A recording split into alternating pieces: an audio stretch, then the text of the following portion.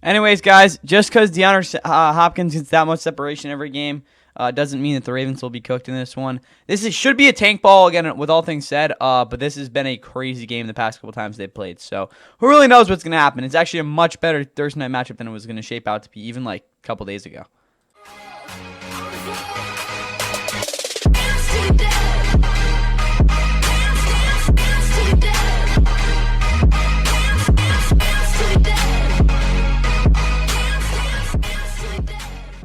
And with that, what is going on, guys? Welcome back to the Fun NFL. Please like and subscribe if you guys enjoyed the Week 9 Thursday Night Football predictions and preview before we, of course, get into the Week 11.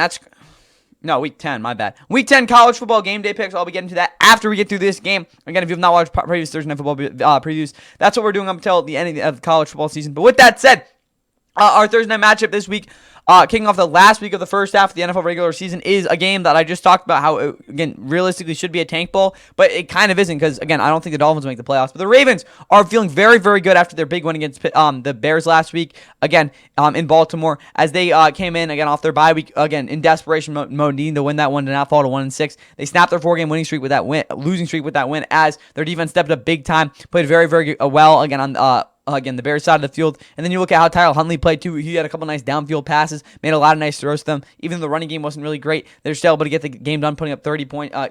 Again, get it done, winning that one. Putting up 30 points, doing, again, a lot there for Lamar Jackson. Is again, they come here into Miami to take on a Dolphin squad that, again, isn't really looking great. They, again, were 1-6 just before that game they had against the Falcons, where they blew them out 34-10 just last Sunday. But before that, like I said, they were 1-6. This is a Dolphins team that, again, a lot of people think absolutely stink. But, again, Tua shut up some of those haters with those 4 touchdowns he threw on Sunday. But at the same time, it's still a Dolphins team that is not great. They have a lot still to prove to actually be a decent team. But you can see that same thing happened again, when they played a couple years ago. Before I talk about that, though, this game will be at 8:15 on Amazon Prime. That's what it's going to be on. So, again, if you have it, you can watch it. But anyway, these two teams actually played on Thursday Night Football actually back in 2021. That was, again, the biggest matchup, again, that I can really relate here. It was actually around this time of the year as well. I think the Dolphins came in at like 2-7 to that game. So, again, they were even worse than they were right now. But that was, again, when they started 1-7. A lot of people didn't think they were very good. They got a huge win there, 22-10. Tua played very, very well, coming in relief of Jacoby Brissett. They, again, ended up going on a really long run after that. Ravens, on the other hand, they were like 6-2, and I think their season started a spiral after that. So, again, both these teams need to win. So, again, somebody's going to have to give there. On top of that, they have played, again, I think every single year since 2021 as well. They played in 2022. Probably one of the better games of that season. Dolphins came back from down 35-14 28-7. Tua threw 6 touchdowns in the game to win it 42-38. They also played in 2023. That was a blowout win for the Ravens. I think it was like 56-19 or something. So maybe they didn't play last year, but you still get the point with that. Weather for this game, it's going to be 71 degrees. You get a little bit of wind, but it's going to be clear with a couple clouds, so not really that bad for this weather for this game. And out to this game, as always, with Thursday Night Football crew with Al Michaels, Kirk Herbstreit, and Kaylee Hartung. This is Peter. Bro, he's a chill dog. I don't know who this dog is, but yeah, Peter's a chill dude. I mean, he pooed during the Pat McAfee contest, but other than the kicking contest. But other than that, he seems like a pretty chill dog. But anyway, for the Ravens, their starting lineup, Lamar Jackson is back and healthy. That is a massive, massive, massive get back. Obviously, I don't need to talk about that much more. Justice Hill, again, I expect him to get a couple more touches this week. Zay Flowers coming off a pretty solid game. We all know about the other guys there as well. Mark Andrews, Isaiah Likely at tight end. Patrick Reichard at fullback. Also, Isaiah Likely had his best career game against these Dolphins back in 2023. Offensive line-wise, they're healthy, and they're good to go. Hopefully, they can be a little bit better as a run-blocking unit this week, though. Defensively, other than the guys that have already been out, they're pretty much healthy. Again, they're not healthy, but they're as healthy as they'll probably be the rest of the season. Nate Wiggins is coming off a career game as well. This whole secondary is looking very good, especially with the addition of Alohi Gilman. They usually play 6th in the secondary if they can. It's probably the most deep secondary in football as well. But other than that, normal sort of things going on as well. Tyler Lupus, their kicker. Jordan Stout's their punter. A lot of other random things going along for them as well. Moving over to the Dolphins. Look at them. Tua Tagovailoa at quarterback. Zach Wilson's his backup. Devon Achane, Ollie Gordon are in the backfield. Jalen Waddle, Malik Washington, and Nick Westbrook are there. D. Eskridge, who's, again, fumbled a couple weeks ago in Cleveland, is questionable. Julian Hill will not be playing this game at tight end. Tanner Connor and Greg Dulcich will be at tight end. You know what's bad when Darren Waller, again, your best tight end is on IR, and then you also Julian Hill, again, who technically was your starter until, Darren Waller pulled up, is not even playing. Al Gangold at fullback, though, so again, that should, again, at least help some of the versatility in terms of the run blocking. Other than that, though, Liam Eichenberger is still out. The rest of the offensive line is healthy. Again, as they'll be for a while. Chop Robinson, Zach Sealer, Benito Jones, Bradley Chubb's questionable. Matthew Judon will definitely get the start off the edge if, again, he can go. Jalen Phillips obviously there as well. Jordan Brooks, Tyrell Dotson are the linebackers. Ashton Davis is doubtful. Fedu Melifano, the other strong safety, is questionable. So Elijah Campbell might get the shot to play. Minka's also there. Russell Douglas, Juju Brents, and Jack Jones round out the again ragtag cornerback group. Not really. Those have all been starters in the league, but again, they're definitely not in the teams that they were last year. Riley Patterson, Jake Bailey, a kicker and punter, and then Malik Washington's the returner, and Joe Cardano's the long snapper. Also, guys, teams on a bye this week. Again, I'll definitely talk. I'm gonna reiterate this. Again, when we have probably for the predictions on Sunday. The game teams on a bye this week. We got the Browns who are getting 2-6, the Jets who are 1-7, the Eagles and who are we else gonna say? The Eagles and the freaking Bucks. They're also on a bye. Also, guys, standings updates will start to happen as well, just so you know. But anyway, for this game.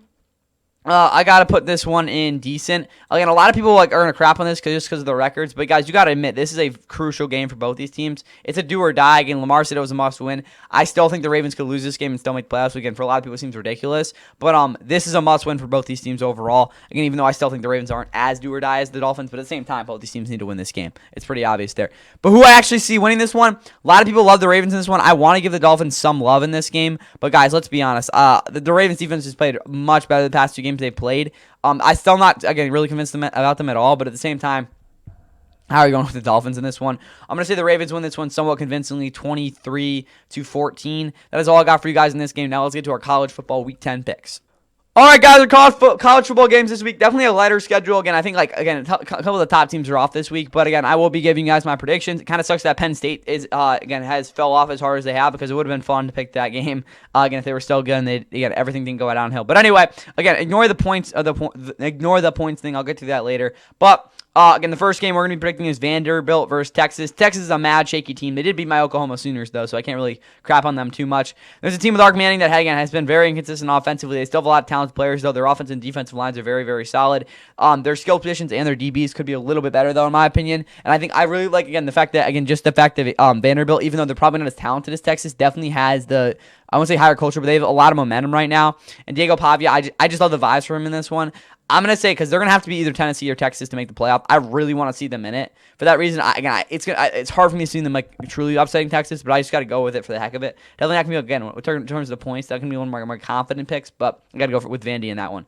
Duke versus Clemson. Really fun matchup. Duke has been kind of inconsistent this year, very similar to Clemson. Clemson's definitely the better team, as y'all know. But again, Clemson has been really bad this season. There's no route. They're literally 3-4. Again, they just played horrible against SMU. I'm going to go with Duke for you guys in this one. Clemson is legitimately that's bad. I don't think Duke is great, but they blew the doors off Syracuse. They're obviously a pretty talented team. So I got to give them their credit despite not being a very consistent team. So I'm going to say they upset Clemson here, even though it's not really that big of an upset when you think about it. Moving on, Navy and North Texas. North Texas is a better team, guys. Navy's gone off to a Mickey Mouse start. Again, Kai Forbath, not Kai Forbath, that was a kicker. Horvath, their quarterback, is pretty fun to watch. But, guys, they don't throw the ball. Again, their defense isn't that great. North Texas, again, they're just a very talented team. They're the second best team in the American. Give them their props there.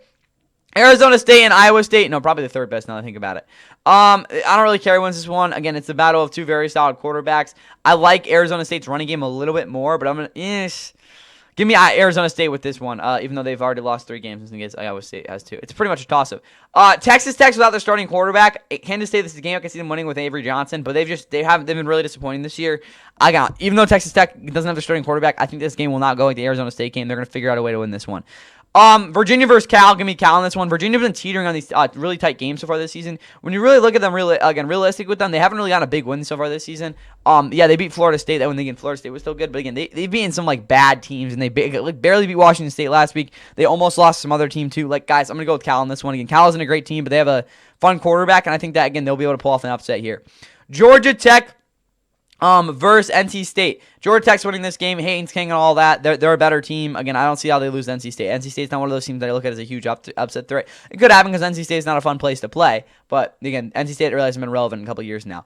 Oklahoma, Texas must win. Tennessee do or die for both these teams. Oklahoma's offense is still very questionable in my opinion. They again weren't able to get done early whatsoever against Ole Miss last week, despite their defense again not being great. Again, I think that I really blame that on that offense. But again, at some point, John Mateer being one of the best quarterbacks in the country is going to have to show up and play a good game.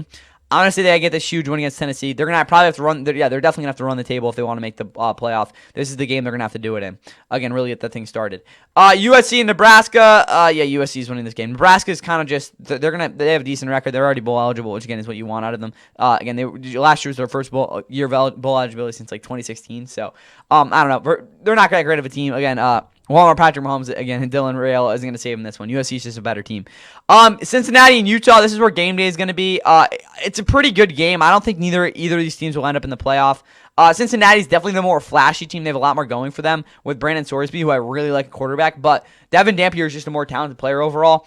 I'm going to say Utah's defense really plays well, and again, they actually finally, play well in this game. For final score, I'm going to say they win this one 34-24, which I think is 58 total points, and that is all I have for you guys here for my college football Week 10 picks. Enjoy that Thursday night football game. I'll have y'all again on Halloween for the recap of that game, and I'll see you guys on Saturday for all the things that'll be going on in the college football landscape, not college football, NFL landscape for Sunday. But that is all I got for you guys here. Enjoy your game. Again, get ready for Halloween, and yeah, that's all I got for you guys.